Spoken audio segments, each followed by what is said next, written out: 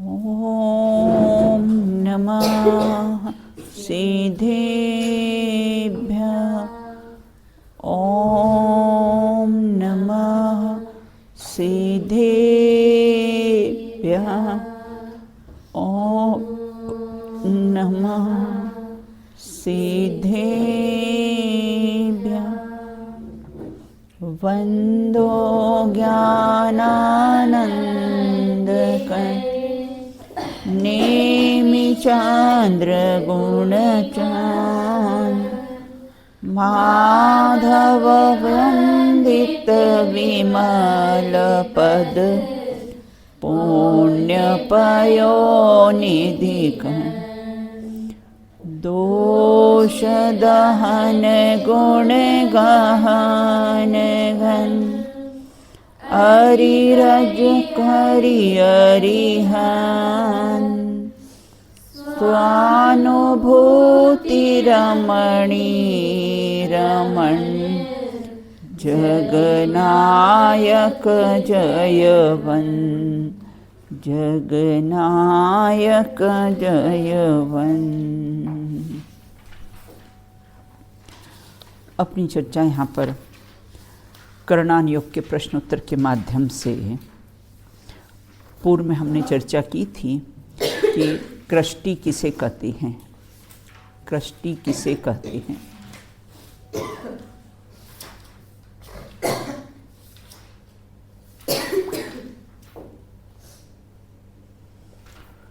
हाँ चलो पलक बताइए। हाँ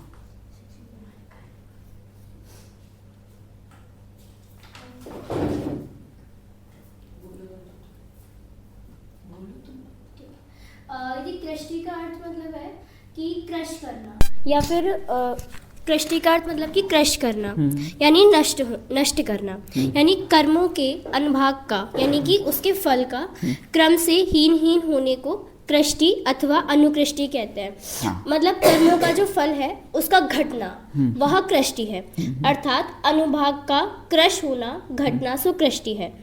और यह जो कृष्टि है दीदी, ये अनिवृत्तिकरण गुणस्थान के परिणामों के निमित्त से होती है। हाँ, अनिवृत्तिकरण कौन सा गुणस्थान? नौवां गुणस्थान। नौवां गुणस्थान है ना, अनिवृत्तिकरण नौवां गुणस्थान है। उस गुणस्थानों में के परिणामों के निमित्त से कैसा होता है, ये कर्मों का क्रम से कैसा है, हीन होना, उसके फल प्रदान करने की शक्ति क्रम से हीन होना। 10वें गुणस्थान में यदि कषाय की कृष्टि होती है और यदि 13वें गुणस्थान में योगों की कृष्टि होती है। बहुत बढ़िया। और जिसका आपने एक उदाहरण बताया था, जैसे कि बुखार है, यदि वो 104 डिग्री है तो बाद में वो 103 हो जाएगा, 103 से 102, फिर 101, ऐसे उसका क्रम से हीन होना। हाँ। वैसे ही इनकी भी कृष्टि होना। बहुत अच्छा, बिल्कुल उदाहरण सहित स्पष्ट किया। बराबर जो लिखेगा बराबर है ना, वो बराबर बोल पाएगा। बस बिल्कुल, जो लिखेगा नहीं वो कैसा है, बोल नहीं पाएगा। अब आगे कहते हैं अनुकृष्टि रचना किसे कहते हैं, और वो कृष्टि के कितने भेद होते हैं और अनुकृष्टि रचना किसे कहते हैं।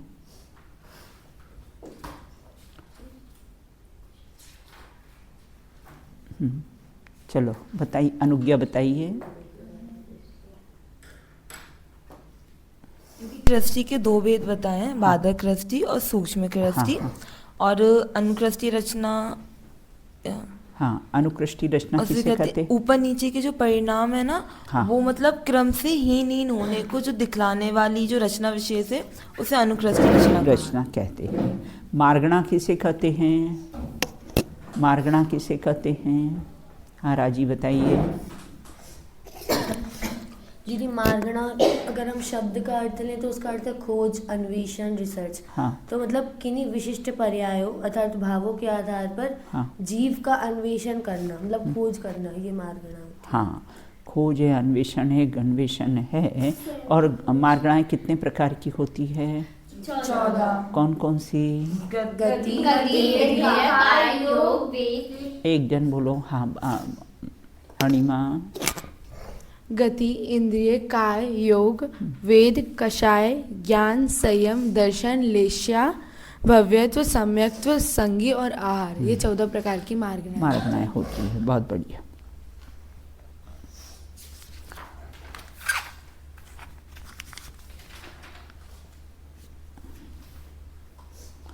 सम्यक्त्व मार्गणा में मिथ्यात्व को क्यों लिया गया है? सम्यक्त्व मार्गणा की जो 6 भेद किए गए हैं ना, कौन कौन से 6 भेद किए गए हैं सम्यक्त्व मार्गणा के? अच्छा, हाँ, मतलब पहला से है ना चौथे गुणस्थान तक है ना, ये सब कैसे हैं सम्यक मार्गणा में। तो प्रश्न है कि सम्यक मार्गणा में मिथ्यात्व को क्यों लिया गया है? सम्यक मार्गणा में मिथ्यात्व को क्यों लिया गया है?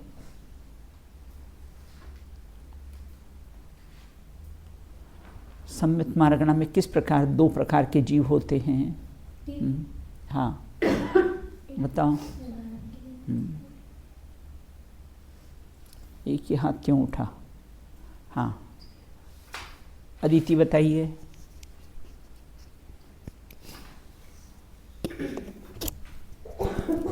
दीदी, इसमें ऐसा आता है कि सम्यक्त्व के अभाव रूप से मिथ्यात्व को सम्यक्त्व के भेद में लिया गया है। मतलब सम्यक्त्व मार्गणा के 2 भेद किए, एक मिथ्यात्व सहित जीव और एक मिथ्यात्व रहित जीव, दोनों को किया गया। अपने किसका उदाहरण लिया था ना? आम के बगीचे का दिए थे। हाँ, आम के बगीचे में 2-3 नीम के पेड़ होते हैं। हाँ, तो हाँ, उसको आम का बगीचा कह दिया जाता है। हाँ, वैसे इसमें मिथ्यात्व सहित और मिथ्यात्व रहित जीव। हाँ, तो इसको कैसा है, मिथ्यात्व सहित जीवों को भी कैसा है सम्यक्त्व मार्गणा में ले लिया गया है। औपशमिक सम्यक्त्व किसे कहते हैं? औपशमिक सम्यक्त्व किसे कहते हैं? हाँ, आपा बताइए।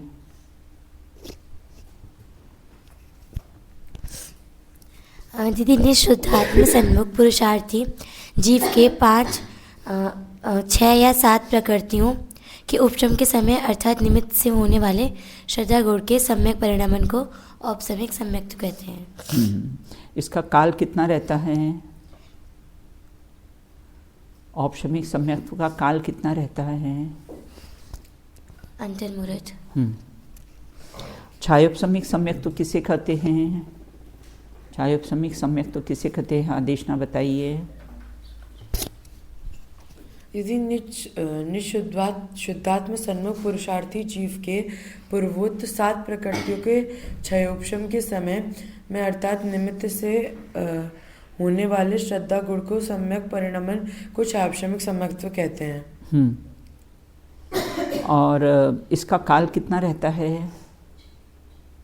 छायोपशमिक सम्यक्त्व का काल कितना रहता है? इसका 66 सागर। 66 सागर रहता है। और कौन से गुणस्थान से कौन से गुणस्थान ये रहता है? चौथे से 11। हाँ, और इसमें क्या होता है ना, तीर्थंकर प्रकृति बंद नहीं, हाँ, चलमलगाड़ दोष लगता है। अब यहाँ ये कहते छायिक सम्यक्त्व तो किसे कहते हैं? छायिक सम्यक्त्व तो किसे कहते हैं? हाँ, स्वस्तिका बताइए। निःशुद्धात्म सन्मुख पुरुषार्थी जीव के पूर्वोक्त 7 प्रकृतियों के सर्वथा 6 के समय में होने वाला पूर्वोक्त 7 प्रकृतियों के सर्वथा 6 के समय में होने वाला तथा भविष्य के अनंत काल पर्याय रहने वाला श्रद्धा गुण के सम्यक परिणामन को छायक सम्यक कहते हैं। ये कौन से गुणस्थान से होता है? चौथे। इसका काल कितना होता है? सादी अनंत काल रहता है। एक बार प्रकट होने पर कैसा है, ये नष्ट होता नहीं। आपने एक और चीज बताई थी। हाँ, कि है ना, इसको प्रकट करने के बाद 3 भव के हाँ, बस ज़्यादा इसको जोड़नी सम्यक्त्व, इसको नहीं छायोपशमिक सम्यक्त्व को जोड़नी सम्यक्त्व बोलते हैं ना, इसको नहीं बोलते छाय, है ना। अब अपन चर्चा करेंगे कि औपशमिक सम्यक्त्व के कितने भेद होते हैं। बिल्कुल, तो बोले 2 भेद होते हैं। प्रथमोपशम सम्यक्त्व ये भी अपना हो चुका था, है ना। हाँ, प्रथमोपशम सम्यक्त्व किसे कहते हैं? हाँ, बोलो। छायक सम्यक्त्व चौथे गुणस्थान से होता है। कोई भी सम्यक्त्व चौथे ही गुणस्थान से होता है, चाहे औपशमिक हो, चाहे छायोपशमिक हो, चाहे छायिक हो। पहला तीसरा गुणस्थान से तो नहीं होता है। तो यहाँ ये कहते हैं प्रथमोपशम सम्यक्त्व किसे कहते हैं? जो प्रथम बार हो उसको प्रथमोपशम सम्यक्त्व। ऐसा क्या? नहीं। फिर जैसे हाँ। अगर कोई मिथ्या दृष्टि जीव है, हाँ। उसको वो अगर सम्यक रूप प्राप्त करे, उसके बाद हाँ। वो फिर से गिर जाए, हाँ। फिर से अगर वो प्राप्त करे, हाँ। तो वो प्रथमोपशम सम्यक होता है। बार बार मतलब उसी को प्राप्त करना, तो वो प्रथमोपशम। हाँ, हमने क्या इसके लिए आपको उदाहरण दिया था? राष्ट्रपति की वाइफ होता है, को वो पहली महिला कहते हैं। हाँ, चाहे जो भी राष्ट्रपति हो, है ना, चाहे अमेरिका का हो चाहे यहाँ हो, उसको प्रथम महिला ही कहा जाता है। उसी प्रकार जो भी जितनी बार से वो मिथ्यात्व में सम्यक्त्व आता है ना, उसको प्रथमोपशम सम्यक्त्व कहते हैं। ऐसा नहीं कि उसको द्वितीयोपशम सम्यक्त्व कहते हैं। द्वितीयोपशम सम्यक्त्व किसे कहते हैं? छायोपशमिक सम्यक्त्व के अनंतर श्रेणी चढ़ने के लिए जो औपशमिक सम्यक्त्व होता है उसे द्वितीयोपशम सम्यक्त्व कहते हैं, है ना। छायोपशमिक सम्यक्त्व में क्या होता है? चलमल अघाड़ दोष होता है ये बिल्कुल, है ना। तो छायोपशमिक सम्यक्त्व के अनंतर जब श्रेणी चढ़ने के लिए जब औपशमिक सम्यक्त्व होता है, क्योंकि अगर जो छायोपशमिक सम्यक्त्व वाला हो तो वो तो कैसा श्रेणी चढ़ सकता नहीं है। क्यों नहीं चढ़ सकता है? क्योंकि इसमें चलमल अघाड़ दोष होते हैं, इसलिए वो श्रेणी तो चढ़ सकता नहीं है। तो फिर वो क्या करता है? उसको श्रेणी तो चढ़ना होता है, तो क्या करता है? फिर वह औपशमिक सम्यक्त्व करता है। कहाँ पर? देखो क्या अंतर पाया प्रथमोपशम सम्यक्त्व में और द्वितीयोपशम सम्यक्त्व में? क्या अंतर पाया जाता है? प्रथमोपशम सम्यक्त्व में और द्वितीयोपशम सम्यक्त्व में क्या अंतर? ये तो यहाँ चौथे गुणस्थान में होता है। ये तो कैसा होता है? प्रथमोपशम चौथे गुणस्थान में होता है, और द्वितीयोपशम सम्यक्त्व किस में होता है ना, सप्तम गुणस्थान में। जब श्रेणी चढ़ने के काल में, है ना, जब छठवें सातवें गुणस्थान में रहता है, जब ये श्रेणी चढ़ता है तो श्रेणी चढ़ने के काल में अगर छायोपशमिक सम्यक्त्व हो तब वो वहाँ पर औपशमिक सम्यक्त्व करता है, तो उसको बोलते हैं द्वितीयोपशम सम्यक्त्व कहते हैं ना। दोनों में क्या अंतर पाया जाता है? प्रथमोपशम और द्वितीयोपशम सम्यक्त्व में क्या अंतर पाया जाता है? आप अपनी डायरी में, है ना, अपना लिखना। आप कुछ बताना चाह रही थी? मुझे लगा क्वेश्चन। हाँ बिल्कुल, है ना। तो इस प्रकार से यहाँ कहते देखो, श्रेणी चढ़ने के सन्मुख साती से सप्तम गुणस्थानवर्ती छायोपशमिक सम्यक दृष्टि मुनिराज ने जब सप्तम गुणस्थान में आते हैं तब मुनिराज अनंतानुबंधी चतुष्ट की विसंयोजना। अब विसंयोजना किसे कहते हैं, है ना, वो भी अपन समझेंगे। तो दर्शन मोहिनी के त्रिक, दर्शन मोहिनी के त्रिक कौन से? मिथ्यात्व, सम्यक प्रकृति, सम्यक प्रकृति बिल्कुल, है ना। तो दर्शन मोहिनी त्रिक की जल्दी नहीं, है ना। आता भी है, अगर फास्ट बोलोगी तो गलत हो जाएगा, सोच समझ के बोलना। दर्शन मोहिनी त्रिक के उपशम के समय जो निमित्तमय होने वाला श्रद्धा गुण के सम्यक परिणमन को द्वितीयोपशम सम्यक्त्व कहते हैं। आपको ये समझ में आ गया ना? प्रथमोपशम सम्यक्त्व, द्वितीयोपशम सम्यक्त्व। अब आगे कहते हैं कि विसंयोजना किसे कहते हैं ना। यहाँ कहते हैं विसंयोजना मतलब परिवर्तन, है ना। अनंतानुबंधी चतुष्क के अप्रत्याख्यानावरण आदि 12 कषाय और हास्य आदि 9 कषाय कर्म रूप परिणमित होने को विसंयोजना कहते हैं। क्या कहते हैं? अनंतानुबंधी चतुष्क अप्रत्याख्यान में कन्वर्ट होता है, अप्रत्याख्यान प्रत्याख्यान में, प्रत्याख्यान कैसा होता है? संज्वलन में, और फिर वो 9 कषायों में जो परिणमित होता है उसको बोलते हैं विसंयोजना। अब प्रश्न उठता है कि संक्रमण और विसंयोजना में क्या अंतर पाया जाता है? संक्रमण में भी हमने क्या लिया था, है ना, परिवर्तन, है ना। संक्रमण में भी परिवर्तन लिया था। तो यहाँ कहते हैं संक्रमण और विसंयोजना में क्या अंतर पाया जाता है? तो संक्रमण में देखो, इसमें संक्रमण की डेफिनेशन आई है ना।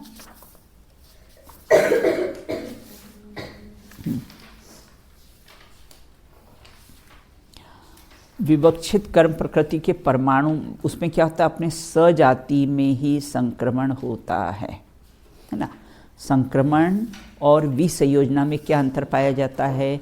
जो संक्रमण होता है वो अपनी ही जाति, जैसे साता का असाता में, असाता का साता में, सुस्वर का दुस्वर में, दुस्वर का सुस्वर में, है ना। और यहाँ अब विसंयोजना किसे कहते हैं? इसमें स्वजाति में संक्रमण नहीं होता है, परिवर्तित नहीं होता।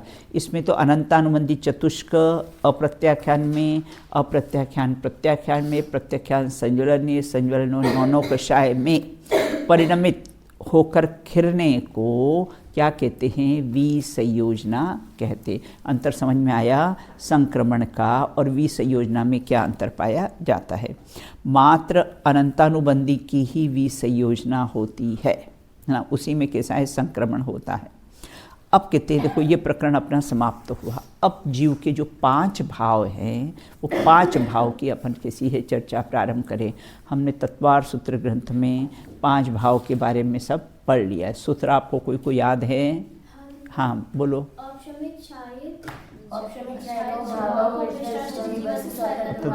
पारिणामिक कवच ना, ये 5 भाव कैसे हैं तत्वार सूत्र में ना, सबको याद होना चाहिए ना।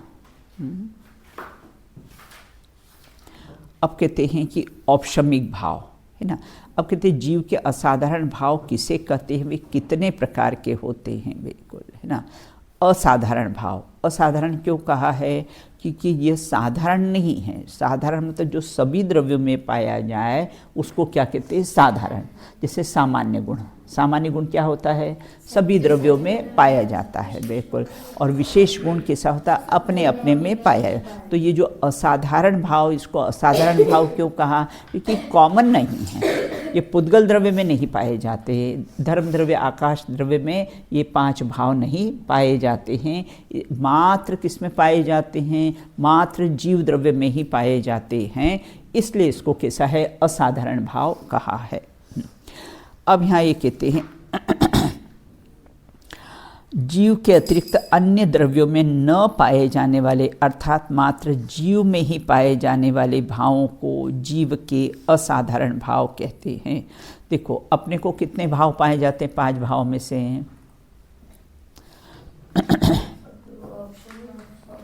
औपशमिक है अपने को, सम्यक दर्शन अपने को है, हाँ, फिर औदायिक और पारिणामिक।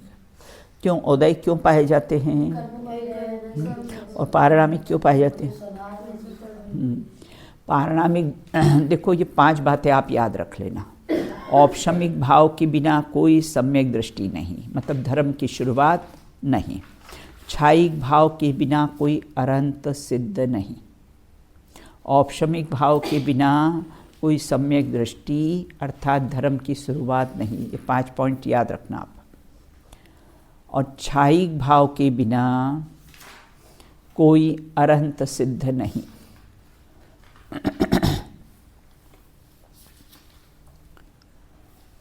और छायोपशमिक भाव के बिना कोई छद्मस्त नहीं।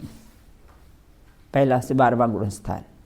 छायिक भाव के बिना कोई छद्मस्त नहीं, छायोपशमिक भाव के बिना कोई छद्मस्त नहीं। औदायिक भाव के बिना कोई संसारी नहीं।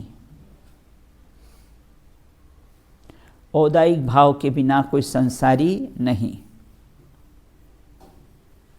और पारिणामिक भाव के बिना कोई द्रव्य नहीं। सभी द्रव्य कैसे हैं? पारिणामिक भाव स्वरूप है। तो पारिणामिक भाव के बिना फिर परम पारिणामिक किसको लिया है? अपने को। जीव द्रव्य में मतलब अपना अपना जीव द्रव्य सबका कैसा है? परम पारिणामिक भाव है, बिल्कुल उसमें उसको लिया है, सब अपना अपना। अब यहाँ ये कहते हैं सबसे पहले औपशमिक भाव है ना। निःशुद्धात्म सन्मुख पुरुषार्थी जीव के मोहिनी कर्म के अंतरकरण रूप उपशम के समय में अर्थात है ना निमित्त से के समय में निमित्त से होने वाले शुद्ध भावों को औपशमिक भाव कहते हैं। क्या कहते हैं? सबसे पहली कंडीशन निःशुद्धात्मा के सन्मुख, निःशुद्धात्मा के सन्मुख कोई पुरुषार्थी जीव होगा वह कैसा है? मोहिनी कर्म की है ना। 5, 6 और 7, तो 5 कौन सी हो गई? एक मिथ्यात्व और एक मिनट, ये कितनी 5 प्रकृतियाँ है ना। 6 कौन सी हुई और 7 प्रकृतियाँ कौन सी हुई?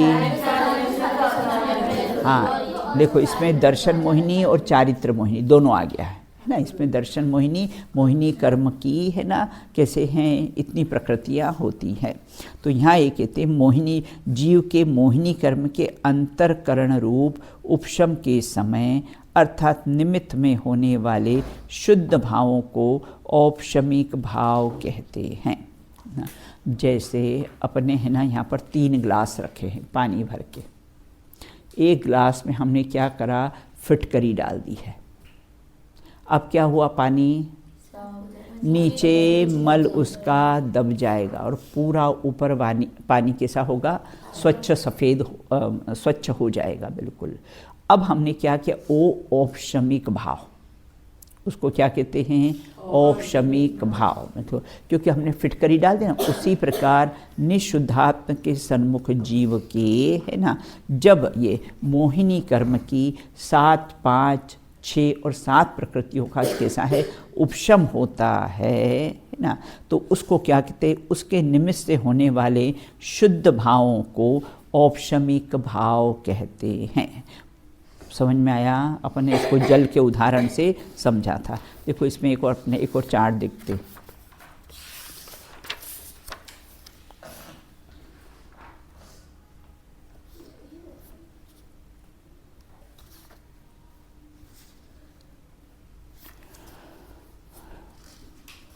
मोबाइल को टर्न कर दो, ये दिखना चाहिए आपको।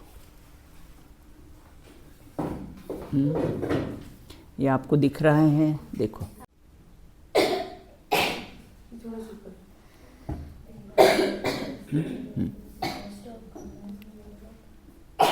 चलिए है ना, आप ये है ना पिक्चर देख रहे हैं ना, आप ये पिक्चर है ना, ये पिक्चर आप कैसे हैं देख रहे हो ना, आपको दिख रही है ये पिक्चर, आपको ये दिख रही है ना। देखो इसमें क्या होता है, ये जो बीच का पार्ट है, जो वाइट पार्ट है ना, ये बीच का पार्ट है, आपको वाइट पार्ट दिख रहा है ना, ऊपर नीचे ब्लैक पार्ट दिख रहा है आपको, और ये बीच का पार्ट आपको कैसा है, वाइट दिख रहा है, और ऊपर नीचे का पार्ट आपको कैसा है, ब्लैक दिख रहा है। तो देखो इसमें कैसे मिथ्यात्व रहित औपशमिक, ये जो वाइट पार्ट दिख रहा है ना, अब यहाँ पर कैसे 5-7 प्रकृतियों का उपशम होता है, मतलब यहाँ दिखाई नहीं देती है। हमने फिटकरी डाल दी ना, तो मल नीचे बैठ गया ना। उसी प्रकार से यहाँ पर जो वाइट पार्ट आपको दिख रहा है ना, उसमें है ना ये औपशमिक सम्यक्त्व, अर्थात वो 5, 7 और कैसे 6 प्रकृतियों का कैसा है उपशम होता है बिल्कुल, है ना। अब क्या होता है, कुछ कर्म प्रकृतियाँ ऊपर चली जाती है, कुछ कर्म प्रकृतियाँ नीचे चली जाती है। आप देख रहे हैं ना, ऊपर ब्लैक पार्ट और नीचे कैसा है, ब्लैक पार्ट है बिल्कुल, हाँ अंतरकरण का। तो यहाँ ये कहते हैं कि मिथ्यात्व दर्शन मोहिनी कर्म, ये ऊपरी तरफ चले जाता है और नीचे अधस्थितिकरण बिल्कुल। तो इस समय जीव मिथ्यात्वी, इस समय जीव मिथ्यात्वी रहता है, इस समय जीव मिथ्यात्वी रहता है ना। और जब ये 5, 6 और 7 प्रकृतियों का उपशम करता है, उस समय कैसा है, ये औपशमिक सम्यक्त्वी रहता है बिल्कुल। इस समय कैसा होता है, ये सम्यक दृष्टि रहता है, क्योंकि कुछ कर्म प्रकृतियों का ऊपर चली जाती है, कुछ प्रकृतियाँ नीचे। निशुद्धात्म सन्मुख जीव के इस प्रकार से ये क्या होता है, ये सम्यक सन्मुख मिलता है जब करण लब्धि में यह जीव आता है ना। जब करण लब्धि में आता है उस समय मिथ्यात्व कर्म से रहित होने पर, है ना, तो क्या होता है, और ये औपशमिक सम्यक तो छाई के समान बिल्कुल निर्मल रहता है, क्योंकि पानी पूरा है ना, मल पूरा नीचे बैठ गया तो पानी बिल्कुल स्वच्छ हो गया, पानी बिल्कुल कैसा है, साफ हो गया है बिल्कुल। तो इस प्रकार से यहाँ पर कैसे हैं ये तो ये औपशमिक सम्यक्त्व, है ना। ये कैसा है, औपशमिक। समझ में आया औपशमिक सम्यक की क्या स्थिति रहती है ना। जब निःशुद्धात्म के सन्मुख होता है तो 5, 6 और 7 प्रकृतियों का कैसा है, ये उपशम करता है। तो उस समय ये कर्म प्रकृतियाँ कुछ भी रहती नहीं, कुछ ऊपर चली जाती है, कुछ नीचे चली जाती है, बिल्कुल। तो उसको बोलते हैं औपशमिक सम्यक दर्शन कहते हैं, बिल्कुल, है ना। समझ में आया आपको। अब औपशमिक भाव, अब यहाँ ये कहते हैं क्षायिक भाव। निःशुद्धात्म के सन्मुख, देखो इसका काल कितना होता है, सादी शांत। औपशमिक सम्यक्त्व का काल कितना होता है, सादी शांत होता है। धर्म की शुरुआत औपशमिक सम्यक्त्व से ही होती है ना। तो इस प्रकार से यहाँ है ना, फिटकरी को हमने पानी में डाला और मल सब कैसा है, नीचे बैठ गया। सारी वो कर्म प्रकृतियाँ हैं जो दर्शन मोहिनी और चारित्र मोहिनी की जो कर्म प्रकृतियाँ हैं वह कैसी हैं, नीचे बैठ गई है, बिल्कुल, है ना। कुछ नीचे चली गई, कुछ ऊपर चली गई है, और बीच में कैसा है, कर्म प्रकृतियों से रहित जीव हो जाता है, उसमें औपशमिक सम्यक्त्व होता है। अब कहते हैं क्षायिक सम्यक्त्व। क्षायिक सम्यक्त्व का काल कितना है, सादी अनंत। औपशमिक का काल कितना है, शादी शांत होता है, और ये कैसा है, शांत हो जाता है। क्षायिक सम्यक्त्व का काल कैसा, सादी अनंत होता है। क्षायिक सम्यक्त्व के बिना कोई अनंत सिद्ध नहीं होते हैं, बिल्कुल। और क्षायिक सम्यक दृष्टि के अधिक से अधिक कितने भाव रहते हैं, 3 भाव रहते हैं। या तो उसी भाव से वह मोक्ष जा सकता है, अन्यथा उसके अधिक से अधिक कैसे है, 3 भाव रहते हैं। तो इस प्रकार से निःशुद्धात्म सन्मुख पुरुषार्थी जीव के कर्म क्षय के समय में होने वाले भविष्य में अनंत काल पर्यंत रहने वाले शुद्ध भावों को, अब कैसे पूरा पार्ट खाली हो गया।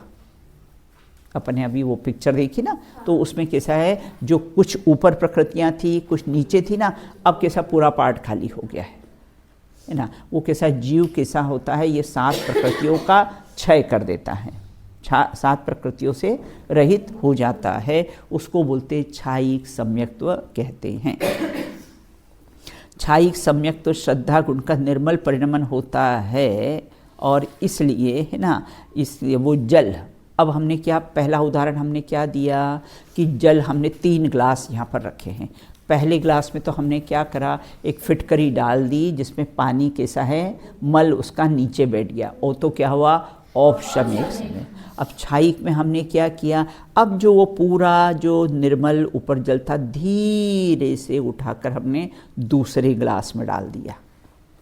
अब वो मल से रहित हो गया। अभी यहाँ क्या था, औपशमिक में मल बैठा था, बिल्कुल, है ना। और क्षायिक में क्या हुआ, हमने धीरे से उसको निकाल लिया, तो मल से वो रहित बिल्कुल स्वच्छ हो गया, है ना। अब ये 7 प्रकृतियों का कैसा है, क्षय हो गया। जो 7 प्रकृतियाँ मल सहित थी उसका कैसा है, क्षय हो गया है। अब कहते क्षयोपशमिक सम्यक्त्व। अब तीसरा ग्लास हमने लिया। अब क्या हुआ, जो औपशमिक सम्यक्त्व जो हमने गिलास में है ना फिटकरी डालकर मल नीचे बैठा था, अब हमने उसमें एक कंकड़ डाल दिया, तो क्या हुआ, कुछ मलिन हो गया और कुछ स्वच्छ रह गया, है ना। तो क्षयोपशमिक सम्यक्त्व में कैसा है, कुछ प्रकृतियाँ किसी क्षय हो जाती, किसी का उपशम हो जाता, और कोई का कैसा है, उदय रूप में रहता है। बिल्कुल समझ में आया ये जल के उदाहरण से आप लोग को, है ना। तो यहाँ कहते नहीं, हमने औपशमिक सम्यक में क्या किया था, जो पहला वाला ग्लास था जिसमें हमने फिटकरी डालकर मल को नीचे बिठाया था, अब हमने उसमें एक कंकड़ डाल दिया, है ना। तो फिर क्या, कंकड़ डालने पर क्या होता है, वो कैसा है, कुछ जल मलिन हो जाता है, कुछ स्वच्छ रहता है, और कुछ नीचे बैठा हुआ, कोई उपशम होता है, कोई उदय हो जाता है, और कुछ क्षय हो जाता है। बिल्कुल कुछ पानी हमको उसमें से कैसा है, स्वच्छ दिखाई देता है, बिल्कुल ना। तो उसको बोलते क्षयोपशमिक सम्यक्त्व कहते हैं। बिल्कुल। अब यहाँ कहते कर्म के क्षयोपशम के समय अर्थात निमित्त से होने वाले जीव के भावों को क्षयोपशमिक सम्यक्त्व कहते। समझ में आया आपको, 3 सम्यक समझ में आए, औपशमिक, क्षयोपशमिक और क्षायिक सम्यक, है ना। और इसका काल कैसा रहता है, देखो भव्य की अपेक्षा से तो अनादि शांत, है ना। और इसके छायोपशमिक सम्यक के बिना कोई छद्मस्त नहीं होता है। और अभव्य की अपेक्षा से कैसा होता है ये? अनादि अनंत, है ना। अभव्य की अपेक्षा से मिथ्यात्व कैसा रहता है? अनादि अनंत रहता है, बिल्कुल। अब आगे कहते हैं औदैहिक भाव। औदैहिक भाव के बिना कोई संसारी नहीं। औदैहिक भाव मतलब कैसा है? श्रद्धा, है ना। कर्म के उदयजन्य भाव, उसको क्या कहते हैं? श्रेया, है ना।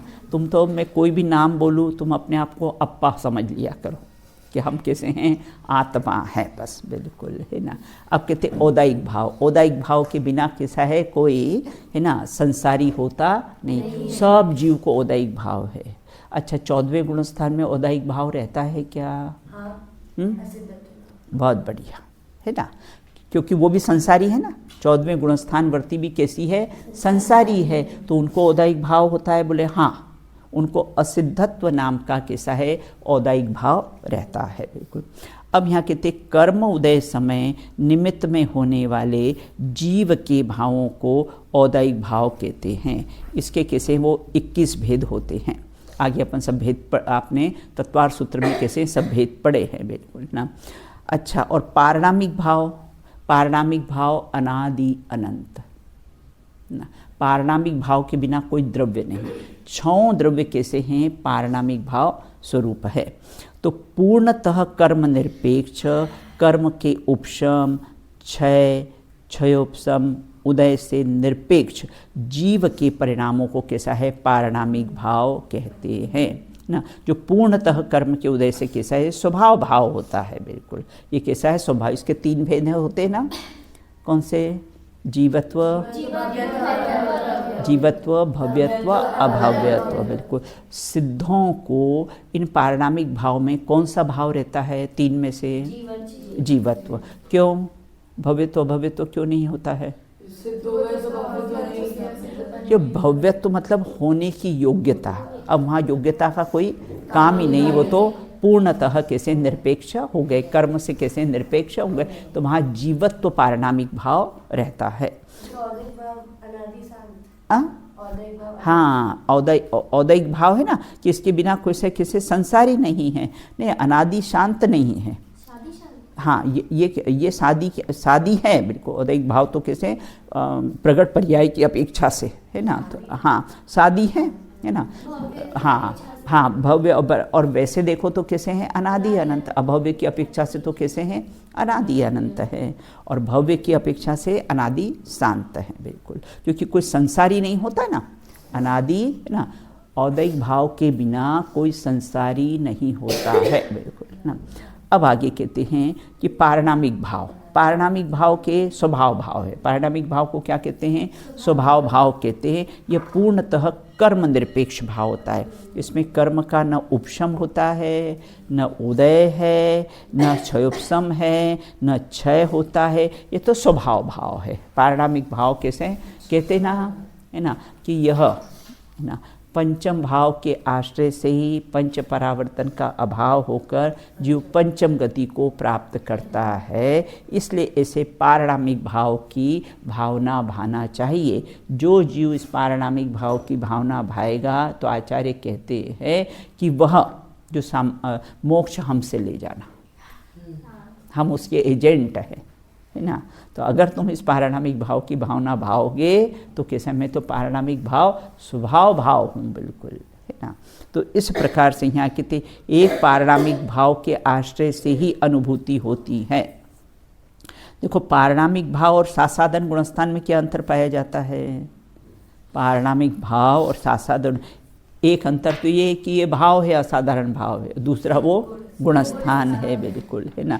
दूसरा वह सासाधन गुणस्थान, हाँ, गिरता हुआ गुणस्थान, है ना। वो कैसा है? डायरेक्ट मिथ्यात्व से सासाधन में नहीं जाते, वो गिरता हुआ गुणस्थान है। चौथे से गिरे, है ना, आगे की ओर से गिरे। और इसमें मोहिनी कर्म की कैसी होती है? सत्ता होती है, बिल्कुल, है ना। कई जगह इसको कैसा है? ये कहा है कि पारणामिक भाव, सासाधन को भी कहीं पर पारणामिक भाव समान कह दिया है, लेकिन, है ना, ये तो कैसा है? गिरता हुआ गुणस्थान है, बिल्कुल। अब आगे कहते हैं कि निमित्त कारण किसे कहते हैं। अब हाँ, समय तो अपना हो गया है ना, इसकी शेष चर्चा अपन कैसी है बाद में करेंगे। ये और पांचों भाव बहुत समझने लायक थे ना। अच्छा, 5 भाव में से अपने को कितने भाव होते हैं? कौन से? औदारिक और औदायिक। तो अब क्या सही है? क्या सही है? औदारिक और औदायिक। औदायिक कौन सा सही है? हाँ, औदायिक है ना, एक है ना। और औदारिक वो शरीर होते हैं, 5 शरीर में है ना। ये कंफ्यूज मत होना कोई भी। अभी मैंने किसी के मुख से सुना था है ना। तो इस प्रकार से कैसे हैं? औदायिक और कैसे औदारिक है ना। औदारिक शरीर होता है और औदायिक भाव होते हैं, जो कैसे उसके बिना कोई संसारी होता नहीं है। बिल्कुल। तो हमको कितने भाव हैं? 2 भाव।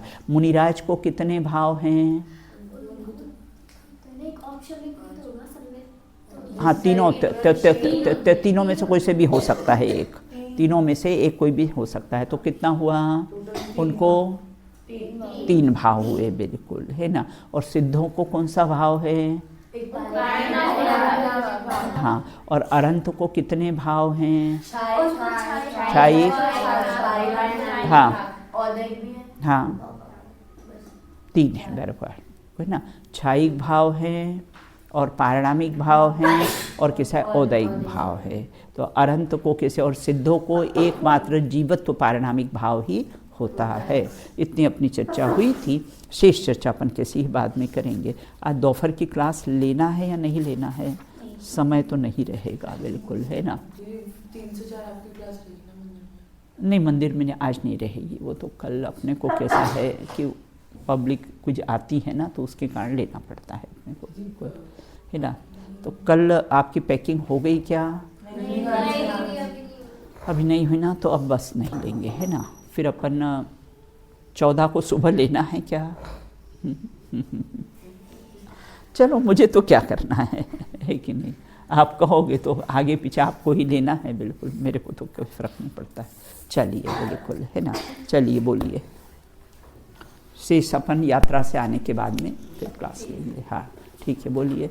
आत्मा का ज्ञान हो और आत्मा का ध्यान हो, आत्मा के ही मेरी संसार में पहचान हो, आत्मा में दिन उदय हो, आत्मा में रात हो, आत्मा अनुभव में आवे, आत्मा की बात हो, आत्मा के ध्यान में मेरा पुनरुत्थान हो, आत्मा के ध्यान में ही मेरा पुनरुत्थान हो। बोलिए अनंत सत्य श्री भगवंतों की जय हो। नित्य बोधनी द्वादशांगमय जिनारी माता की जय हो। समस्त वीतरागी संतों की जय हो। अंतिम शासन नायक भगवान महावीर स्वामी की जय हो। अहिंसामयी जैन धर्म की जय हो। कर्णानियों के महान ग्रंथों की जय हो। वीर निर्वाण महोत्सव की जय हो। जय जिनेन्द्र जय।